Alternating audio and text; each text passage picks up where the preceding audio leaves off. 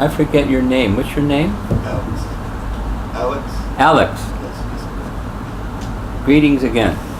Greetings. We've met at least once or a few times.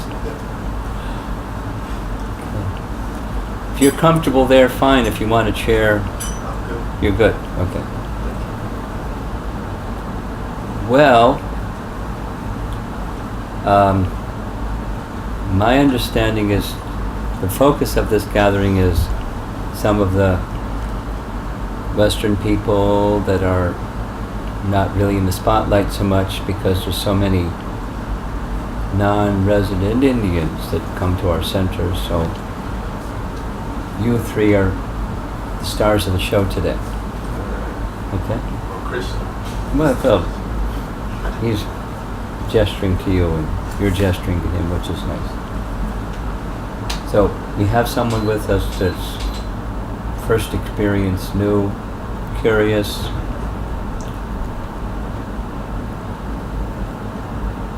So we'll start there. Yesterday, it was a festival day for us. It was a full moon day. And on the full moon of this particular sequence of months, long, long ago, it was the appearance day of Balaram. So, you have a Bhagavad Gita over there? Yes. Can you just hand me one? Just one, please. Just one. Just one. Did you hear about this already? Not at all. Okay. Bhagavad Gita is kind of like undergraduate study, ABC, of yoga systems. And then it's part of a big body of literature called the Vedas.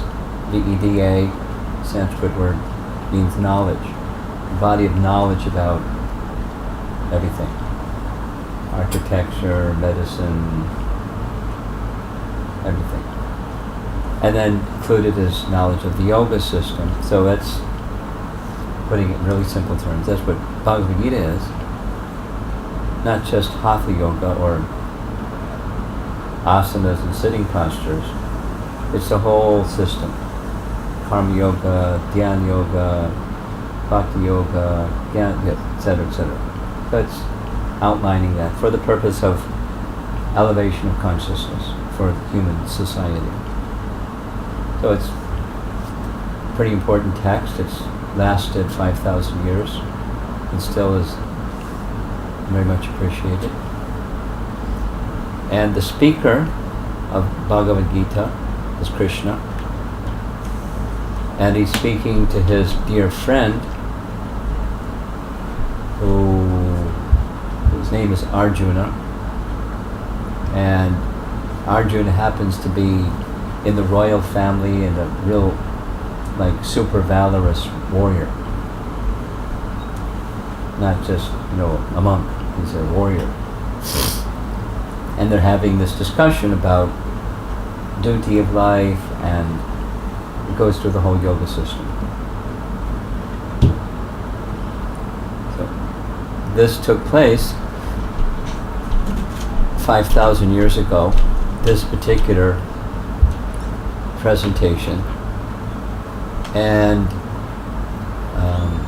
in this, Krishna describes he comes from time to time, from age to age. And when he comes, not this part isn't in Bhagavad Gita, but he comes with some of his associates from the spiritual realm, because he's literally descending. The avatar, the name for the movie, is a Sanskrit word also, means one who descends from the spiritual to this realm. Avatar. So Krishna appears, and when he appears, he comes with associates, and one of those associates is a brother. Brother's name Balaram. Balaram indicates spiritual strength. He's the source of spiritual strength, not physical, spiritual strength. And these two brothers, Krishna and Balaram, they perform pastimes as if they were one of us, although they're avatars. Different ages, but although they lived on earth for a full lifetime, their physical form, or the appearance of their form, didn't age beyond looking like 16. Youthful. And in their childhood, their pastimes took place in a forest, or literally in a community. Their income, their livelihood, their profession was protecting cows. Agriculture and protecting cows. Agrarian community. And so this morning, we had a little morning class. We discussed some text from Krishna's pastimes in Vrindavan, chapter 22 of Canto 10. And I'm going to review that because, with one exception, none of the rest of you were there, doing other things, which is fine. So what I'm going to present here, I've introductory class to college students, or anybody, new people, kind of. So, but I'm doing a little background on Krishna and Balaram,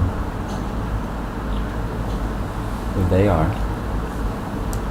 And one day, in the place where they had their childhood's pastimes, it's called Vrindavan. And it was summer, and summer in Vrindavan is hotter than summer in Connecticut. Before coming here, I was in South Texas. I was in Austin, Texas, and every day it was 102. But in Vrindavan in the summer, it's hotter than 102, really hot. But the cows have to be taken care of, so every day, even in the summer, Krishna and Balaram and their friends would take the cows out to pasture, and in various places in Vrindavan where there were also trees and grasses and the groves of trees and so forth. So I'm just going to share with you a conversation between Krishna and Balaram and his cowherd boys, where Krishna is speaking about trees and comparing them to saints. And then we're going to do something else that I think you'll find interesting. So here's a painting of Krishna and Balaram. When the sun's heat became intense, Lord Krishna saw that the trees were acting as umbrellas by shading him, and thus he spoke as follows to his boyfriends. So there's names of his friends. With his arm around Balaram's shoulder, gesturing to the trees, Krishna said, calling the names of his friends, "Just see these greatly fortunate trees, whose lives are completely dedicated to the benefit of others. Even while tolerating wind, rain, heat, and snow, they protect us from these elements." Another painting of, in the foreground over on the left, that's Krishna and Balaram, and behind them are his friends, and along with the friends there's all the cows, and every day they would take the cows and tend the cows and protect the cows and pasture the cows and then go back home in the evening. Just see how these trees are maintaining every living entity. Their birth is successful. Their behavior is just like that of great personalities. For anyone who asks anything from a tree never goes away disappointed. These trees fulfill one's desires with their leaves, flowers, and fruits, their shade, roots, bark, and wood, and also with their fragrance, sap, ashes, pulp, and shoots. This is a nice painting of a pastime where, when it was lunchtime, all the boys, their mothers would give them a little sack, bag, or something to carry their lunch, and then they would, midday, sit down underneath the shade of a tree and have their lunch. And one of the games they would play is they would ask one of the boys to close his eyes, and then they would pop some food in his mouth, and by chewing it he was supposed to guess what the food item was. Like little children. And this scene shows one of the boys put a flower in Krishna's mouth to see what Krishna would do. Just like children. Although the pastimes appear like little children, the understanding from the text where this comes from, Srimad Bhagavatam, he is from the spiritual world and has come into this world and is the source of everyone and everything, and he's simply engaging in activities of loving exchange, depending upon the nature of these different persons that love him so much, but particularly the cows and the cowherd boys, the river Jamuna, the peacocks, and all the residents of Vrindavan. They love Krishna very much. So Krishna says, it's the duty of every living being to perform welfare activities for the benefit of others with his life, wealth, intelligence, and words. So we discussed this very verse this morning. Krishna is giving some lesson in relation to nature about human life, and not even human, every living being. Because here he's speaking of trees. They're not human. But their function or their purpose, their very existence is to serve others.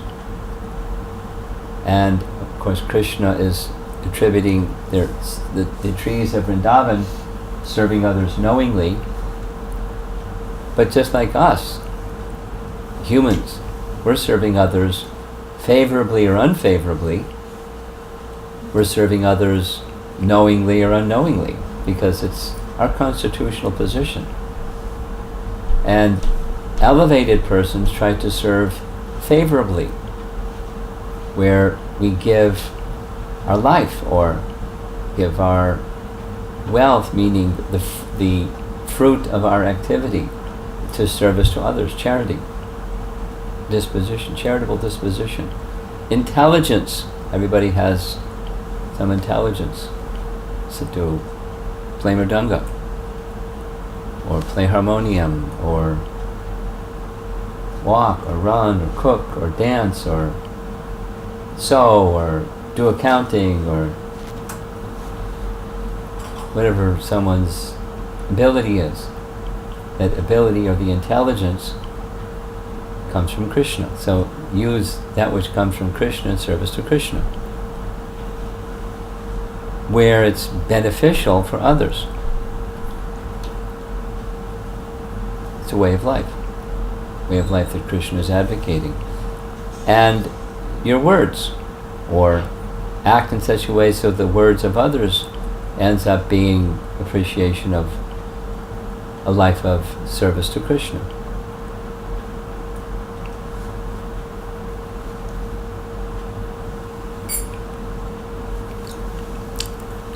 Just some more pastimes of Krishna and Balaram right here in the center, where they're with their friends and the cows in the forest of Vrindavan. And sometimes Krishna would just recline and play upon his flute. And the flute sound wasn't just an ordinary flute sound. It was transcendental sound that attracted the hearts of all living entities in Vrindavan. Anyone who could hear the sound of Krishna's flute became completely enchanted. In the Srimad Bhagavatam, earlier canto, there's this nice discussion about a king named King Rantidev, who had a similar disposition of wanting to do service to others. In fact, he was famous not only because he was king and qualified to give protection to his citizens, but he was very, very charitable. And so there was a plan made to test what was the extent of his charitableness. So the test went like this. There was a plan, although he was the king, Rantidev underwent a fast for 100 days. It's a long time to fast, but he had capacity to do that. And the intention of King Rantidev was, by that austerity, the benefit that would come to him for that austerity, because it's said when you do something that's meant for the welfare of others, the benefit goes to others who it's meant for. So he wanted the benefit to go to his citizens. It's a long time to fast. And because he was the king on the 101st morning, there was a plan to have a big royal feast for the king to break his fast. So just when he sat down to break the fast, one priest or brahmana, he came. And the king was really happy. Wow, this occasion of breaking the fast after such a long time. And here's this wonderful brahmana. My dear sir, would you do the honor of taking half of what I was going to have to break my fast, and I'll take the other half? Obviously he was hungry, but he wanted to be charitable to this brahmana when he came. The brahmana was very appreciative, and he ate half and he left the other half. And then it was time for the king to take the second half, but just as he was about to take the second half, another man came. You see on the left-hand side, a man with puppies. And the man said, my puppies are really hungry. Can you give something to my puppies to eat? And the king said, sure. Take this meal. It's half of what was given to me. The brahmana took the first half, but your dogs are hungry. Please take. Give to them. But there was still some water. So he was going to break the fast with water, because he hadn't had water even. He get dehydrated. Most of us would probably wither and die from dehydration. But he didn't die, and he was going to take the water, but just when he was about to drink from the water, one beggar, poor man, tattered clothes, came straggling in and said, I'm thirsty, can I have some water? The king said, what great fortune when in this human form of life one has the opportunity with whatever one has to serve others. That's the greatest fortune. And Providence is so kind upon me because I have now been given the opportunity, without even seeking it, to do service to others. So he gave the water to the poor man. And then those three, the brahmana and the man with the puppies and the poor man, they revealed their identity. It's actually Lord Shiva, Lord Brahma, and Lord Indra that had come in disguise to see what was his breaking point. Well, charitable, okay, but everyone's got a line they won't cross, but not King Rantidev.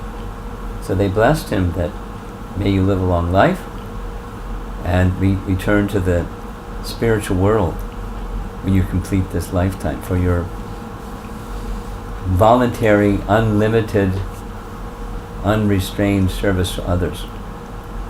Same as what Krishna was saying. Here's another painting of the same thing. Modern personalities are also well known or even famous for their sacrifices for others. Tell a little story. In Chicago, we, at the temple when Mother Teresa left this world, we had a little ceremony for her in her honor on a Sunday program. And it turns out, we found out, that the alderman, who is like the local district government elected man that oversees that part of Chicago, Alderman Joe Moore, he was a great admirer of Mother Teresa. So he heard about our gathering and he wanted to come and speak about Mother Teresa, because we have some relationship with the man. And what he said was really nice. He said, one time I personally went to visit, more than one time, but one time I went and I wanted to give some gifts to Mother Teresa. And so I brought some blankets for the people that come to her shelter, and I also wanted to give some money for Mother Teresa's needs, or health needs, or whatever. And she said, I'll gladly accept the blankets, but I must say, when I see the money, I only think of how many meals this represents. And in India, money goes a long ways. It represents feeding so many orphans and poor people. And so if you permit, I'll accept your gift, but I want to use it in that way. Totally selfless. Totally selfless, and obviously known around the world for that. Now, here comes the fun part. There's a little video that I'm going to show you in just a moment, and we did a sound check and you'll be able to hear it. Has anyone seen this before, the giving tree? Okay. I found out about it through a friend who's same age as me, and he is the father of 2 children, and when his children were growing up, he told me that they would regularly sit and together, like once a month, as the father and the 2 kids would sit and watch the video or read the story or whatever it was of Shel Silverstein's The Giving Tree, and then discuss what does it mean. Because there's a lot of meaning. It's like a simple story, but interesting. So let's see if we can get the technology to work.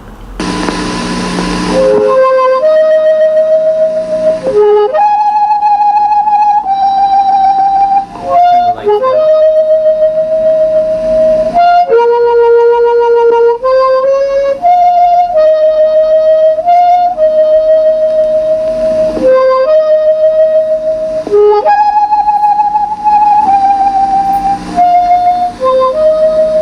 Once there was a tree, and she loved the little boy. And every day the boy would come, and he would gather her leaves and make them into crowns and play king of the forest.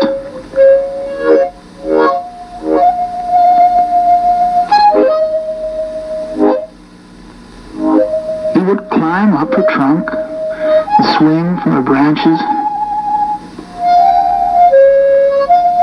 and eat apples.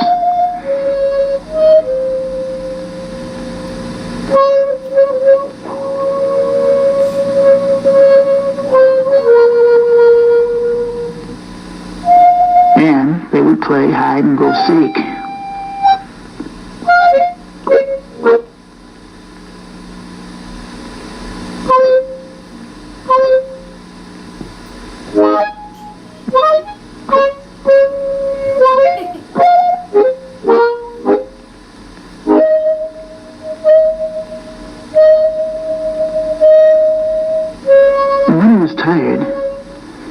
asleep in her shade.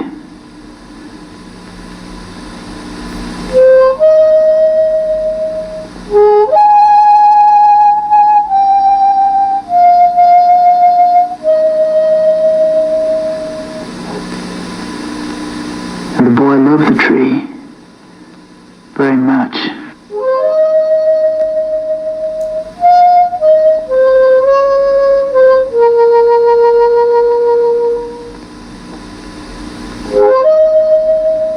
And the tree was happy.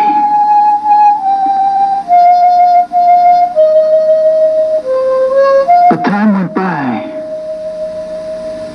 and the boy grew older.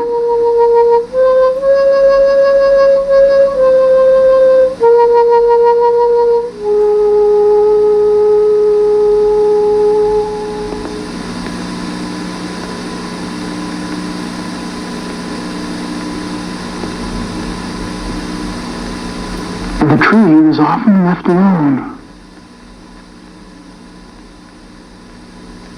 And then one day the boy came to the tree, and the tree said, "Come, boy, come climb up my trunk and swing from my branches and eat apples and play in my shade." "I'm too big to climb and play," said the boy. "I want to buy things and have fun. I want some money. Can you give me some money?" "I'm sorry," said the tree, "but I have no money. I have only leaves and apples. But take my apples, boy, and sell them in the city, and then you'll have money, and you'll be happy."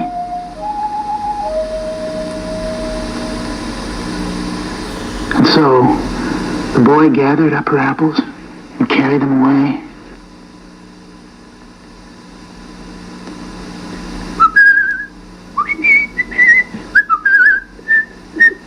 And the tree was happy.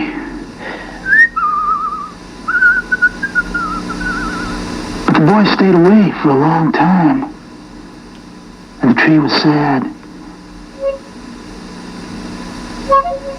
And then one day the boy came back, and the tree shook with joy, and she said, "Come, boy, come climb up my trunk and swing from my branches and have fun." "I'm too busy to climb trees," said the boy. "I need a house to keep me warm. I want a wife and I want children, so I need a house. Can you give me a house?"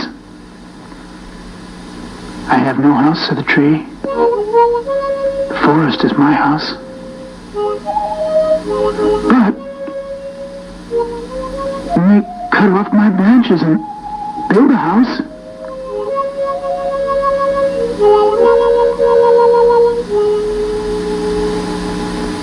And so the boy cut off her branches and carried them away to build his house.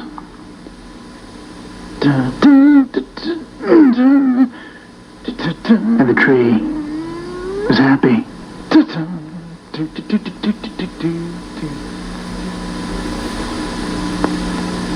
But the boy stayed away for a long, long time.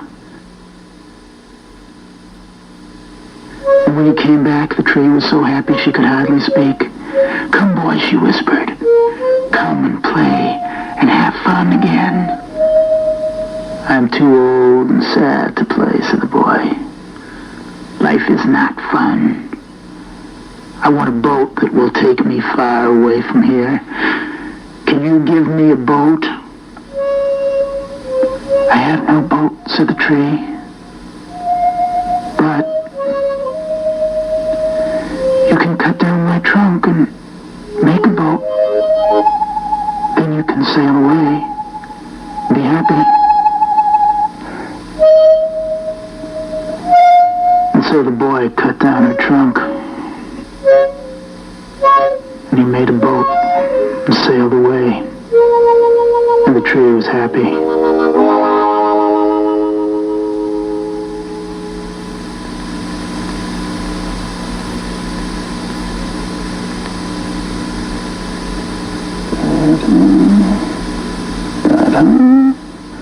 And after a long time, the boy came back again.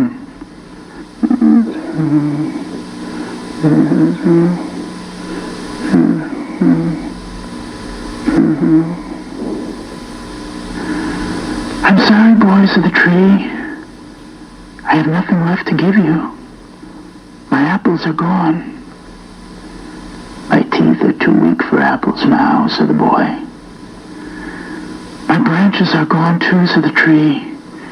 You cannot swing on them. I'm too old to swing on branches, said the boy. Even my trunk is gone, said the tree. You cannot climb. I'm too tired to climb, said the boy. I'm sorry, sighed the tree. I wish that I could give you something, but I have nothing left. I'm just an old stump. I'm sorry. I don't need very much now, said the boy. Just a quiet place to sit and rest. I am very tired. Well, said the tree, straightening herself up as much as she could. Well, an old stump is good for sitting and resting. Come, boy. Sit down and rest.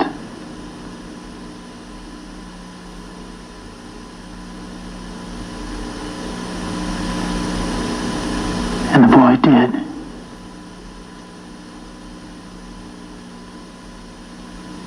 And the tree was happy.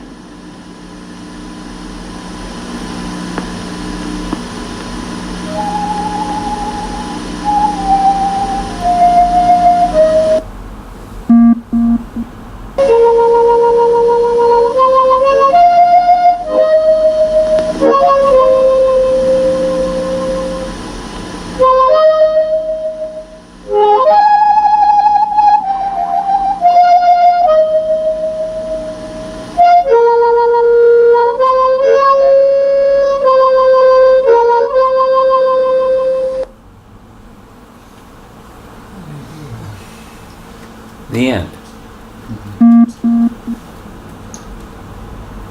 So, lights on again? So I forgot to say at the beginning, watch this with the view of sharing at the end what lesson or lessons you received from the story. And there's a lot of them. It's not like right answers and wrong answers. It's lessons received.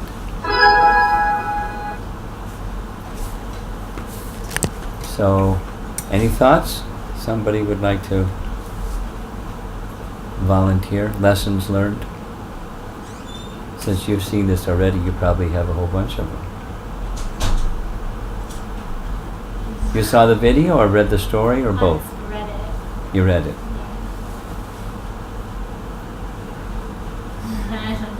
Nothing. Something. Come on.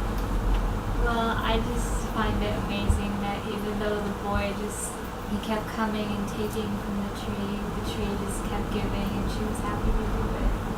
So I feel like that's like the attitude we should have towards service. Like we should just Unconditionally serve. yeah, serve Krishna. Okay.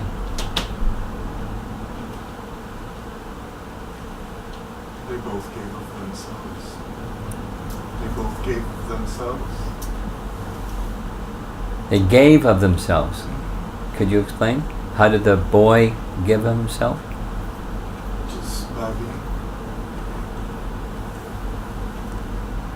By coming back again and again, giving of himself. Okay. The tree gave as well. Okay. Yeah. The needs have no end. They keep growing, and it's up to us how we channel what we need and what we don't. Because we can always find someone to give what we are looking or work towards what we are looking, but we have to find what's in the best interest in the long term. Strategic planning perspective.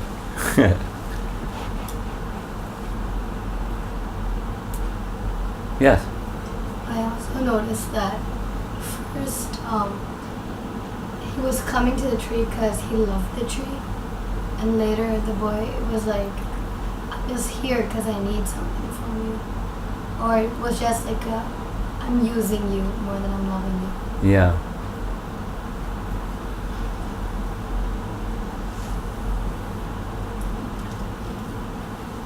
I got there's no limit to true friendship, because I mean, like the young man said, he was taken from the tree, but the tree was willing to give unconditionally every time. And you know, just because of that love that the tree had for him, it appeared the tree was the only friend, and he was the tree only friend as well. So it was like he was a bond that there's no limit to it, how far you go for your friends, and to share the friendship with someone. So. These are all nice answers, and there's many more. Yes. The tree is happy by giving, but the boy is not happy after getting it. Like he's always like he wanted something. Something more and something more. He's coming back again and again. But the tree is happy with whatever it has and it is given. Yeah. It's interesting that within creation that it was divinely created that he could come back and say, "I stopped," because of, you know, Even when it looked like you have nothing to give, you have something to give. always, and it was just like almost intrinsically, synchronistically divine creation. You know that he took what didn't necessarily take, it was given, and to the point that it was almost divinely to where when he don't need anything else but a seat. The seat was there for him. Anyone else that hasn't volunteered something? Yeah. The tree is kind of like Krishna, and we first, like the boy first started to love the tree. Then after he only saw the materialistic gain that he could get from the tree, and the tree just started giving to him whatever he wanted. Yeah.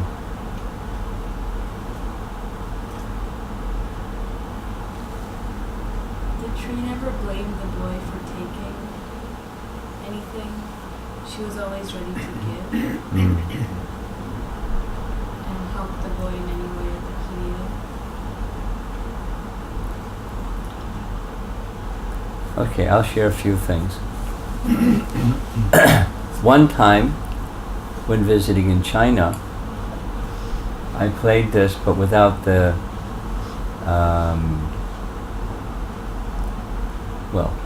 there's a version that I learned how to pause it, and then they would recite the text in Chinese, show on the screen, and went through the whole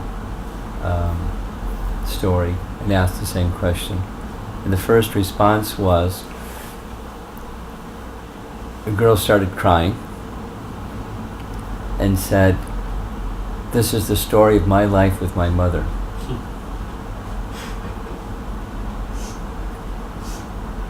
And she could hardly speak for a while, and then she gathered herself and said, "My mother has given and given and given," because if you noticed carefully, it's always she, like mother or Mother Nature, or that which supplies the feminine aspect of nature or creation, God's creation, supplies.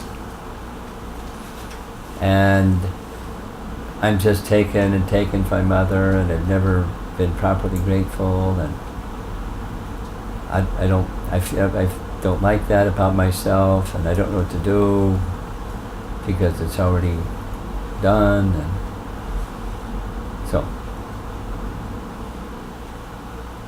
relationships of those who give, there's the satisfaction of giving, but there's not the satisfaction of receiving unless there's some acknowledgement besides what's next and what's next and what's next. And at a certain point, it's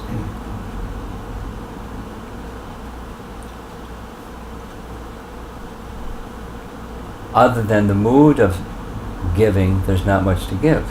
So it's like the stump. Then another time I was in Seattle, Washington, at an evening program at the temple, and everyone volunteered their thoughts. And then one of the senior devotees said, without the gift of spiritual awareness or Krishna awareness or Krishna bhakti, without the spiritual connection, we may give and give and give, and the other party ultimately will never be satisfied. It's always more or something else, etc., etc. So the real giving of gift is to give the gift of spiritual consciousness or Krishna consciousness, or connecting with our spiritual origin consciousness. And then the giving becomes complete, and without it, it's incomplete. Nice message. So,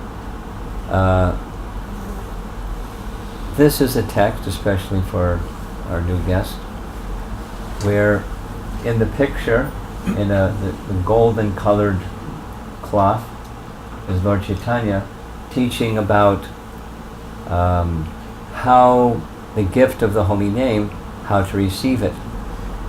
And it speaks something about, about trees. This word here, toror, means tree. Trin in Sanskrit means straw, so one should be more humble than a piece of straw on the ground. One should be more tolerant than a tree, etc. One should offer respect to others without any expectation from others. In this way, with these four characteristics, one can lovingly call Hare Krishna mantra sada, always. Here's a little sound file, but I'm not going to play it. One should chant the holy name of the Lord in a humble state of mind, thinking oneself lower than the straw in the street. One should be more tolerant than a tree. We're going to hear something further about tolerance of a tree. Devoid of all sense of false prestige, and should be ready to offer all respect to others. In such a state of mind, one can chant the holy name of the Lord constantly. Lord Chaitanya, pictured over here again, declared, "Everyone please hear me. String this verse on the thread of the holy name and wear it on your neck like an ornament is worn that way." So the holy name is the thread and the ornament is these four qualities. One should chant the holy name of the Lord in the humble state of mind, thinking oneself lower than the straw in the street. So here's a field of straw, or wheat that's been harvested and still there's the straw scattered here and there. Down here again, this is Lord Chaitanya, and one of his very elevated students or disciples, Sanatana Goswami, who previously was Prime Minister for half of India during that period of time, gave up his aristocratic position, accepted a very humble position, and placing straw in his teeth, held Lord Chaitanya's feet, pleading with him to give him spiritual instruction. There's a biblical saying, the beginning of all knowledge comes from humility. Conversely, if you're not humble, how are you going to gain further knowledge? And one should be more tolerant than a tree. We heard Krishna speaking, but trees supply fruits, they supply their branches, they supply a place for children to play and swing, they tolerate the hot summer and the pinching winter, and doesn't stop them. They just continue to serve and serve and serve. And they serve in such a way that there's no ego, no false prestige. Instead, they take the position of being a servant. That was what Krishna was saying to his friends and to Balaram. Continue regardless, and offer respect to others, but not just the words of respect, but respect from the heart, from one heart to another heart. And in that state one can chant the holy name of the Lord constantly. So there's a little bit more, but I think I'm going to end. So I thought I would do this little sharing, combining two things. The appearance day of Balaram yesterday, speaking something about Balaram. And spiritual strength can come to us more if we get this mercy from Balaram, and if we're eager for the mercy of Balaram, we'll get it. And these principles of serving others without any expectation, while giving, not just giving what you have in your pockets, but giving the gift of spiritual understanding to others, as well as whatever you may be able to give from your pocket, your wealth or your abilities or your talents or your service, but the gift of connecting with Krishna, Krishna yoga or Krishna bhakti. So that's a little sharing for the midday here. We're almost 1 o'clock. Any thoughts anybody wants to add? Or questions or anything?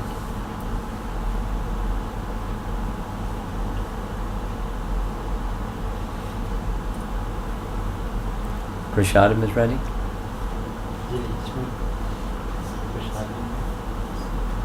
Are you ready with prasadam? When we're ready for prasadam? Ready for prasadam? Yes. Okay.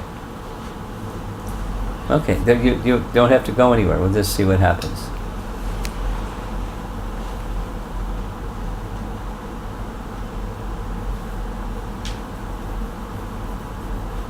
Any discussion?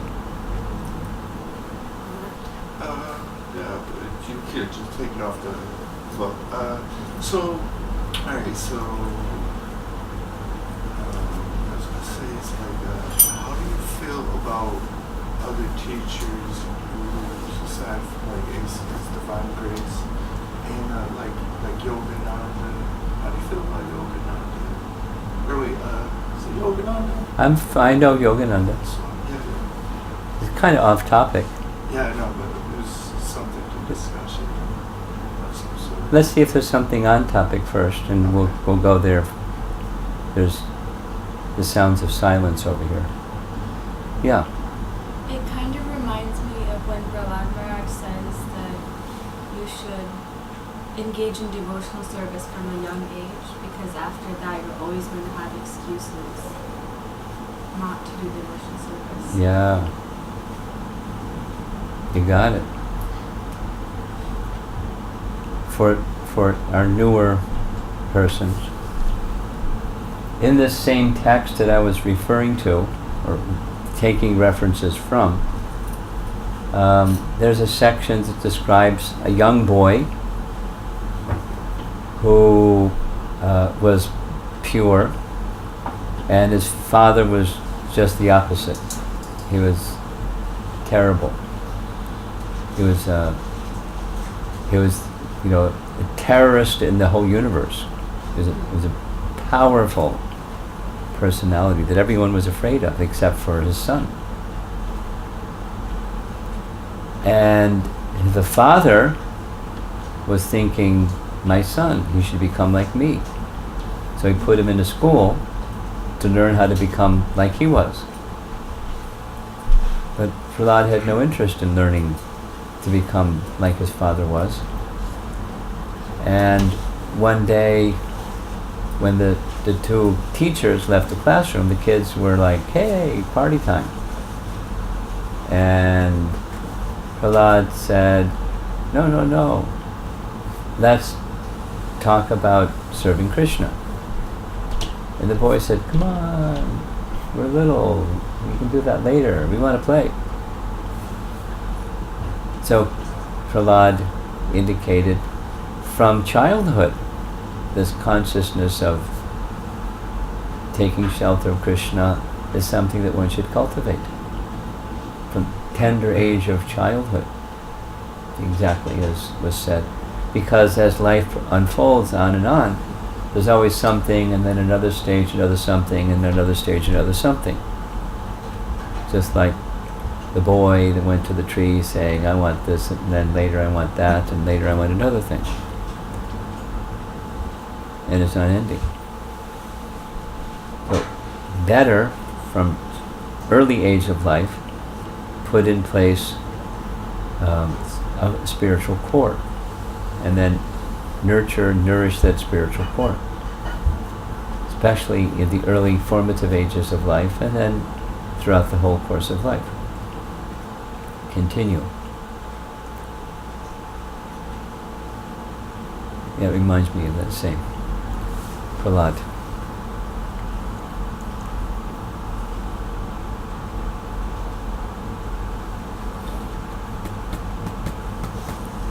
Anything else? Yeah. Maharaj, yesterday at the University of Bridgeport, Yeah. you touched upon the power of mantra meditation. Yes. The sound vibrations, how they affect the entire body. Yeah. And where to start the process and how to do it. So you're commenting, or you're asking? If you could, I think this will help the newcomers to understand. Do you want me to repeat some of those messages on the benefits of Yes, mantra meditation?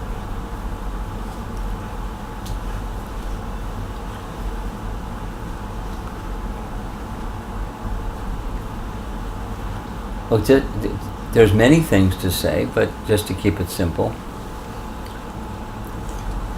Mantra meditation, chanting Hare Krishna Maha Mantra,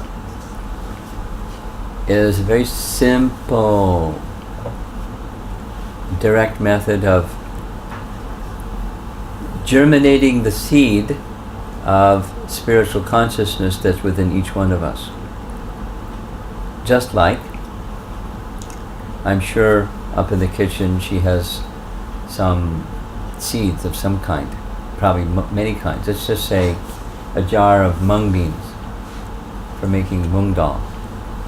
So there's some in a bag or a jar or something, and they'll just sit there for like, who knows, years, maybe hundreds of years. They'll just sit there and sit there. And then at some point, take one of the mung beans from that jar, put it in a little water, put it by the window, by the sun, and something happens. The life that's stored inside starts to germinate. You get a sprout. Because the life is there, but it's covered or in a dormant state, and there's a germination process. And then gradually, doing the germination process completely, one gets a plant then that produces mung beans. Remember years ago, many years ago, Pyari, who was really good, those of you that have been to the temple, you haven't, there's a temple that the person that's responsible for the temple's name is Pyari Mohan. And Pyari is really good at many things. One of the things he's really good at is growing things. He's really good at taking care of Tulsi. He's really good at gardening. And he's really good at growing things. Really good. Really good. So one day, when visiting, I noticed by the windowsill was something growing out of a potted plant, or a pot, And I asked him, what's that? He said, it's a mango seed that he wanted to see what would happen by planting a mango seed if there's a mango tree inside the mango seed. And so he planted a mango seed. It grew slowly, but there's life inside that mango seed.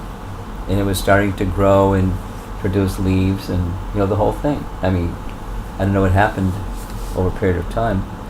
Transplanted and put it somewhere, because winters you can't have a mango tree in Connecticut. It's a goner. So I don't know what he did. But just to illustrate, there's life inside the seed. And it'll stay dormant, but there's life. Similarly, the spark of life within has some dormant spiritual consciousness, and that dormant spiritual consciousness becomes awakened by spiritual sound. And the easiest, direct, simple, anyone can do it method of connecting with spiritual sound is this mantra meditation. So it's one of the first things that mantra meditation does. It awakens that dormant consciousness, and as that dormant consciousness awakens, the covered state of consciousness gets removed,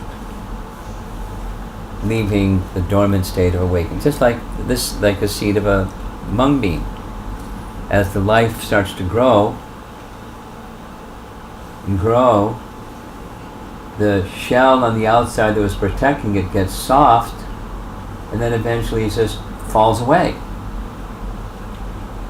And then, the sprout that's inside is what's left. So, as our spiritual consciousness becomes awakened, the misidentification with the covered conception of self gradually falls away. Naturally. I mean, there may be some effort needed on our side to let go of it, but the process itself of mantra meditation brings that transformation about. It's not just information, it's transformation. And then gradually, as it progresses, it goes on and on and on, and beyond the coverings, the metaphor is like a growing of a creeper. It grows and pierces the covering of the universe and enters the spiritual sky and ends up sheltered at the lotus feet of Krishna, just through sound. Bhagavad Gita is another sound. It's Krishna speaking. And if one hears the words of Krishna speaking, even so many years later, that sound vibration, when recited through, literally by vibrating and hearing that sound, understandings and consciousness within that's dormant becomes awakened. It's not knowledge from outside and you install it on your hard drive and get an A in the exam and now you're a good student. Not that kind of knowledge. Let me finish. Not that kind of knowledge. It's knowledge that's already within, that just need to be reawakened, and by hearing that vibration of Krishna speaking, oh, now I remember. Or, oh, now I understand. Because we couldn't understand in the covered state of consciousness. But when the cleansed state of consciousness, we can. So that's a benefit. Awakening of dormant consciousness to a higher consciousness. And when that higher consciousness is there, it's not just towards like reaching Krishna, but it's an awake state of consciousness that helps us in decision making. You were asking some questions yesterday about decision making. But when Krishna consciousness, spiritual consciousness, pure consciousness, higher consciousness becomes awakened, the factor of intelligence becomes much sharper and clearer, and we can make decisions far more readily because of that awakened state of higher consciousness. The mind becomes more concentrated, and so whatever work we do, we can do it more efficiently and effectively. your relationships become improved because you're more understanding yourself and the other person because of that higher consciousness. We covered some things. Research shows memory. There's this neurologist from Spain, an elder gentleman, now retired neurologist, but he did some experiments with persons who chant mantra.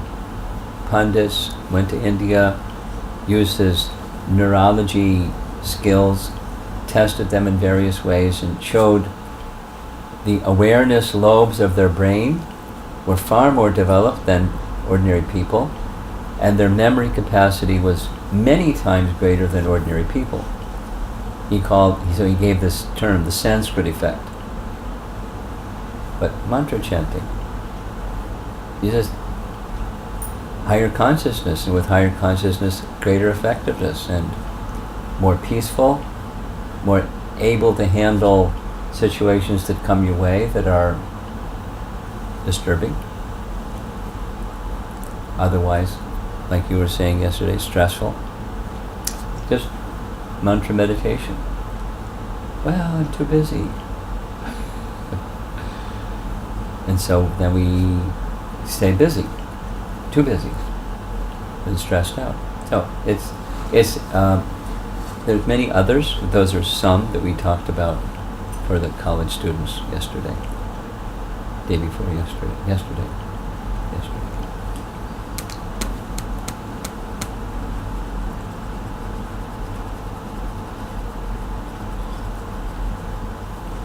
Okay, you're on. Besides Yogananda. Yeah, well, I don't know if this is kind of not directly related or not, but so guru means dispeller of darkness or something. What's that? Guru means, what does that mean? Guru means heavy. Heavy. Heavy with knowledge. Guru means heavy. I was under the impression that it meant to dispel darkness, the guru. It does what? Dispel darkness. Well, that's what a guru does, but the meaning of the word is heavy.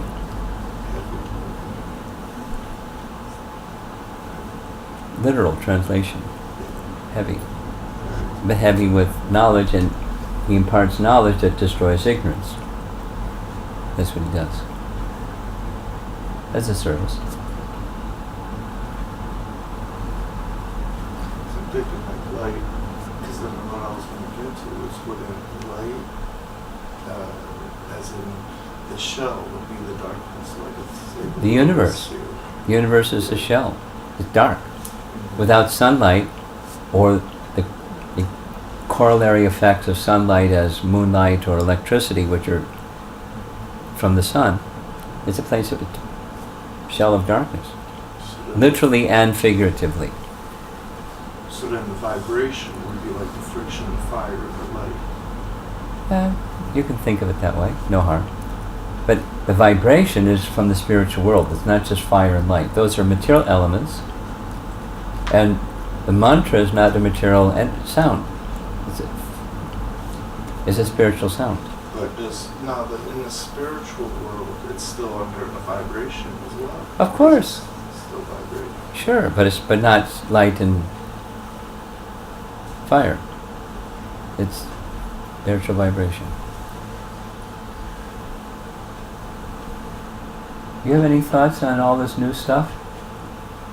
It's like a sponge. I'm just soaking everything up. You know, it's Little by little. refreshing to hear all this. A lot of new different, stuff. You know, spiritual, enlightening. Because I mean, but my family are Seventh-day Adventists, and as long as I can remember, I went to church all the time. But as I got older, I just went away from it because I felt like it was more of a pressure to go. Yeah. They didn't give me understand of where I needed to go. So when I got older, I'm like, I don't need to do this anymore. Yes. So I wish. So it's good for when you're young to get the knowledge, but it's also good to explain why it's been given to you, not just get it, because then when you get to a point, you're like, why am I doing this? Because Yeah. you really meaning to why you're doing certain things in life. Okay. Been there. Very familiar with the territory. And another one, at least for me, was when I had questions, I could never get answers. That's true. You know, I'd get a pat on the head saying, "Oh, isn't that a nice question?" It was just embarrassing, humiliating, but no answer. So I stopped asking. You know, at least outside. And I got really busy being successful. Till a little light went on and said, well, wait a minute.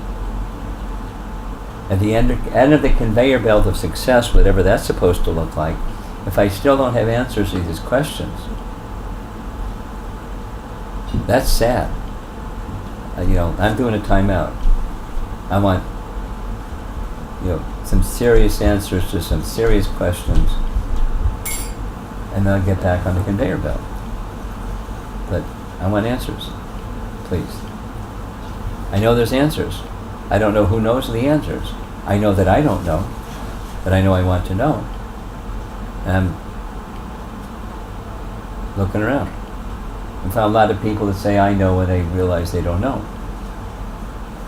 And I was doing some of the same stuff, but you're fortunate enough to recognize I can't do the same stuff. Become a teacher or a writer, or and I don't know. That's cheating. I can't do that. I want to know. Anyway, take a little determination because it's a little complicated out there. Okay, we have some Mahaprasadam to pass out, and then I don't know what's next. Can we have 5 minutes? We can have. Should I wait to give out the prasadam until the 5-minute kirtan? I can do the prasadam while the kirtan's going on. Here's our mridanga player. He's upstairs having a good time. Okay.